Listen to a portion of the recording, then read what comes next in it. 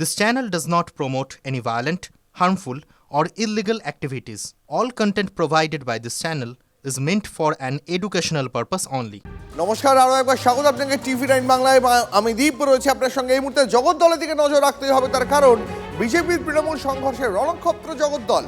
বিজেপির বিরুদ্ধে তৃণমূলের পার্টি অফিস ভাঙচুরের অভিযোগ, পাল্টা বিজেপি কর্মীদের মারধর করেন তৃণমূলের সমর্থকরা। অভিযোগ এমনটাই, দুপক্ষই জগদ্দল থানা ঘেরাও করে। এই মুহূর্তে পরিস্থিতি কি জানবো আমাদের প্রতিনিধি অনন্তর কাছ থেকে। দ্বীপ দুই পক্ষের সংঘর্ষ, বিজেপির কর্মীদের আক্রমণ, তৃণমূল কর্মীদের পাল্টা বিজেপি কর্মীরা তারাও আক্রমণ। এই দুই পক্ষের আক্রমণ প্রায় আধ ঘন্টা চলে, এরপরে আসে পুলিশ। খোদ থানার মধ্যে তাই চলে মারামারি এবং জগদ্দল থানার জগদ্দলের যে প্রার্থী বিজেপি তাকে মারার চেষ্টা, অভিযোগ জগৎ জেনে নি। দাদা, কি চেষ্টা হয়েছিল আপনার কাছে? আমাদেরকে মারার চেষ্টা হয়েছে। কেন কেন? আমরা যেহেতু আমি মমতা ব্যানার্জির বিরুদ্ধে এফআইআর করতে আসলাম, তারপরে তার এফআইআর প্রথম তো এফআইআর নিচ্ছিল না, বলে রিসিট দিয়েছে। এফআইআর কবে করবে আমি জানি না, কিন্তু তারপরে ইমিডিয়েটলি আমরা দেখলাম কি ইতিমধ্যে টিএমসির গুন্ডাদের একটা টিম এখানে ঢুকে গেছে। পুলিশের কি ভূমিকা ছিল? পুলিশের ভূমিকা, সিপি, ডিসিপি, আইসি সব এখান থেকে পালিয়েছে, ও সব সেন্ট্রাল ফোর্সকে এখান থেকে নিয়ে গেছে ও টিএমসির গুন্ডাদেরকে ঢুকিয়ে দিয়েছে থানার মধ্যে। মনোজ কুমার আগরওয়াল কালকে আশ্বাস দিয়ে গেলেন কোনো কিছু হবে না, তার মধ্যে এরকম। মনোজ কুমার আগরওয়াল সাহেবকে পার্সোনালি রিকোয়েস্ট করলাম এটা দেখার জন্য, এই আইনের শাসন কি করে প্রতিষ্ঠিত হবে, কি করে ফ্রি এন্ড ফেয়ার ইলেকশন হবে যদি এই ধরনের গুন্ডাগর্দি, এই টিএমসি বিধায়ক সোমনাথ চাম এবং টিএমসির গুন্ডাদের যদি এই জিনিসটা চলতে থাকবে, তাহলে কি করে জগদ্দলে ফ্রি এন্ড ফেয়ার ইলেকশন হবে? কেন আপনাকে ছুটে আসতে হলো? আমি শুনলাম ডাক্তার রাজেশ কুমার জি, যিনি আমাদের প্রার্থী আছেন, তার উপরে হামলা হয়েছে, তার উপরে অ্যাটাক হয়েছে থানার মধ্যে। তখন আমি ছুটে এলাম, আসার পরে ওনাকে দেখলাম ওখানে প্রায় 150-200 লোক ওখানে পিট পাথর চালাচ্ছে। পুলিশের কি ভূমিকা ছিল? পুলিশ তালা বন্ধ করে ভিতরে ছিল। আর তার মধ্যে আমরা গিয়ে তারপরে তাড়া করলাম ওদের। সেন্ট্রাল ফোর্স কোথায়? সেন্ট্রাল ফোর্স দেখিনি আমি। সেই যে সেন্ট্রাল ফোর্স হামলা চললো, কার বিরুদ্ধে অভিযোগের মূল তীর? 160টি কোম্পানি। কার নেতৃত্বে হামলা চললো? এখানে ছিল সৌরভ সিং, ভিক্কি সিং আর অরুণ শাহ, এরা ছিল। এদের নেতৃত্বে এই হামলাটা হয়েছে। দাদা, এই হামলা পিছনে আটকে আছে মোদক দাদা? এই হামলা পুলিশ এটা করিয়েছে। কেন পুলিশ করাতে যাচ্ছে? পুলিশ করাচ্ছে, উনি থানা মুখ্যমন্ত্রী নামে কমপ্লেন করতে এসেছিলেন, তার জন্য। রাজেশ কুমার দেখো, থানায় রাজেশ কুমার মুখ্যমন্ত্রী নামে কমপ্লেন করতে এসেছিল, থানার মধ্যেই রাজেশ কুমারকে মারধর করা হয়, এমনটা অভিযোগ রাজেশ কুমারের। এবং তারপরে এই হামলা এবং ছুটে আসে ইট পাটকেল। পুলিশকে দেখা যায় না, প্রায় 15 থেকে 20 মিনিট পর পুলিশ থানা থেকে বেরোয়, তারা গেট বন্ধ করে দেয় থানার বাইরে। যখন রণক্ষেত্র দেখা নেই সেন্ট্রাল ফোর্সের। মনোজ কুমার আগরওয়াল নির্বাচন কমিশনার প্রশাসনকে নিয়ে ব্যারাকপুরে তিনি বৈঠক করে গেলেন গতকাল, তারপরেই এরকম ঘটনা। তবে রাজেশ কুমার তিনি আর অভিযোগ যে তিনি পুলিশ নির্বাচন কমিশনার যেন এই বিষয়টা দেখেন। জগদ্দল কি তাহলে সেই জগদ্দলেই রয়ে যাবে? নির্বাচন কমিশন যতই ফতোয়া জারি করুক, যতই কঠোর হোক, তাহলে কি জগদ্দল সেই জগদ্দলের গুন্ডারাজ থেকে যাবে? এমনটাই অভিযোগ রাজেশ কুমার, অর্থাৎ ডক্টর রাজেশ কুমার বিজেপি প্রার্থী জগদ্দলে কার্যত রণক্ষেত্রের পরিস্থিতি তৈরি হয়েছে। বিজেপির বিরুদ্ধে তৃণমূলের পার্টি অফিসে ভাঙচুরের অভিযোগ, পাল্টা বিজেপির কর্মীদের মারধর তৃণমূলের।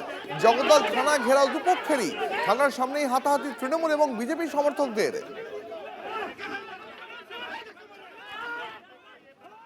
হওয়ার কথা ছিল না, তাহলে কি শান্তিপূর্ণ ভোট নিয়ে প্রশ্ন রয়েছে জগদ্দল।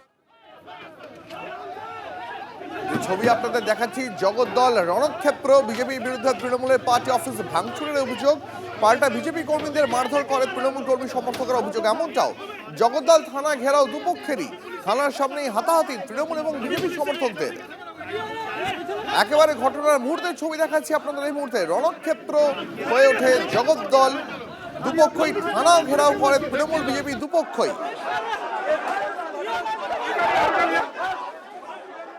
সেই ছবি দেখাচ্ছি আপনাদের এই মুহূর্তে। দ্বিতীয় দফা নির্বাচনের আগে রণক্ষেত্র জগদ্দল। আরো একবার চলে যাব আমাদের প্রতিনিধি অনন্তর কাছে, তবে তার আগে যে ছবি আপনাদের এই মুহূর্তে দেখাচ্ছি, দ্বিতীয় দফা নির্বাচনের আগে রণক্ষেত্র জগদ্দল। বিজেপির বিরুদ্ধে তৃণমূলের পার্টি অফিস ভাঙচুরের অভিযোগ, পাল্টা বিজেপি কর্মীদের মারধর তৃণমূলের। জগদ্দল থানা ঘেরাও দুপক্ষেরই, থানার সামনে হাতাহাতি তৃণমূল এবং বিজেপি সমর্থকদের। দেখুন ছবিটা।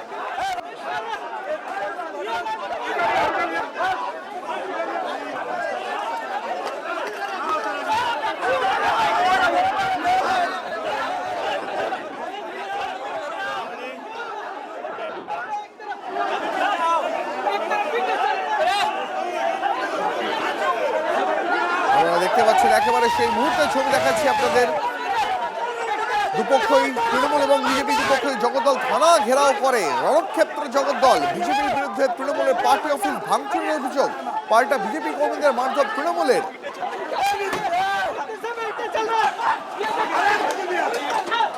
দ্বিতীয় দফা নির্বাচনের আগে রণক্ষেত্র জগদ্দল।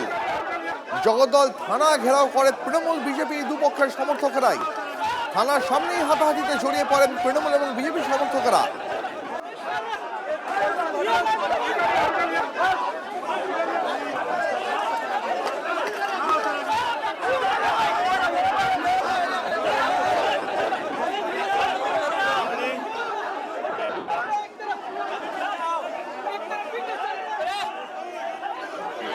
আপনারা দেখতে পাচ্ছেন সেই ছবি। আমরা খানিকক্ষণ আগে বিজেপি নেতা অর্জুন সিং এর সঙ্গে কথা বলছিলাম। তার অভিযোগ পুলিশ ভিতরে লুকিয়ে পড়েছে। তার অভিযোগ কেন্দ্রীয় বাহিনীকে পুলিশ অন্যত্র সরিয়ে নিয়ে গেছে।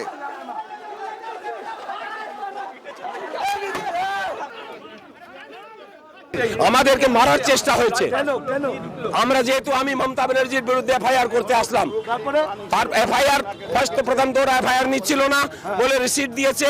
এফআইআর কবে করবে আমি জানি না, কিন্তু তারপরে ইমিডিয়েটলি আমরা দেখলাম কি ইতিমধ্যে টিএমসির গুন্ডাদের একটা টিম এখানে ঢুকে গেছে। পুলিশের কি ভূমিকা ছিল? পুলিশের ভূমিকা সিপি, ডিসিপি, আইসি সব এখান থেকে পালিয়েছে ও সব সেন্ট্রাল ফোর্সকে এখান থেকে নিয়ে গেছে ও টিএমসির গুন্ডাদেরকে ঢুকিয়ে দিয়েছে থানার মধ্যে।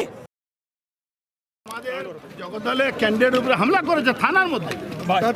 তারপরে আমরা এসছি শুনে, তারপরে সব পালিয়েছে। দ্বিতীয় দফার ভোটের আগে শুরু ধরপাকড়। 25 এপ্রিল এক রাতে গ্রেফতার 500। 7 জেলায় গ্রেপ্তারির সংখ্যা 500 ছাড়িয়েছে। ভয়মুক্ত ভোট করতে দুষ্কৃতীদের ধরপাকড় শুরু। ভোটের সময় গন্ডগোল ঠেকাতে কমিশনের নির্দেশে গ্রেফতারি।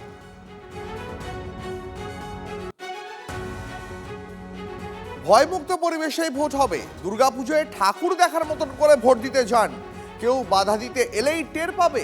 দ্বিতীয় দফার ভোটের আগে ভোটারদের বার্তা মুখ্য নির্বাচনী আধিকারিক মনোজ আগরওয়ালের।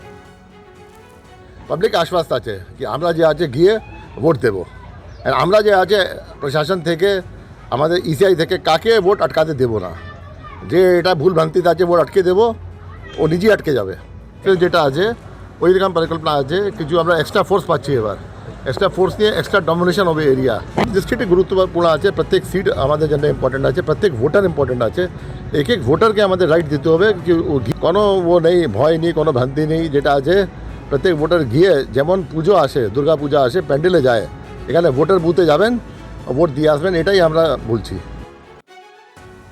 মাঝেরহাটে বোমা উদ্ধারের ঘটনায় এবার এনআইএ তদন্তের নির্দেশ স্বরাষ্ট্র মন্ত্রকের। একটি পরিত্যক্ত বাড়ি থেকে 80টির কাছে তাজা বোমা উদ্ধার করে পুলিশ। দ্বিতীয় দফা ভোটের আগে যেখানে বোমা মিলবে সেখানেই এনআইএ তদন্ত হবে, সিদ্ধান্ত নির্বাচন কমিশনের। নিঃসন্দেহে অত্যন্ত বড় সিদ্ধান্ত। আরও একবার জানাবো আপনাদের, মাঝেরহাটে বোমা উদ্ধারের ঘটনায় এবার এনআইএ তদন্তের নির্দেশ স্বরাষ্ট্র মন্ত্রকের। এসআইআরে ভোটার তালিকা থেকে বহু মতুয়ার নাম বাদ পড়ায় মমতা বন্দ্যোপাধ্যায়ের ষড়যন্ত্র বলে দাবি অমিত শাহের। ममता दीदी ने षड्यंत्र कर कुछ मतुआ भाई बहनों का नाम, शूद्र भाई बहनों का नाम मतदाता सूची से कटवाया है।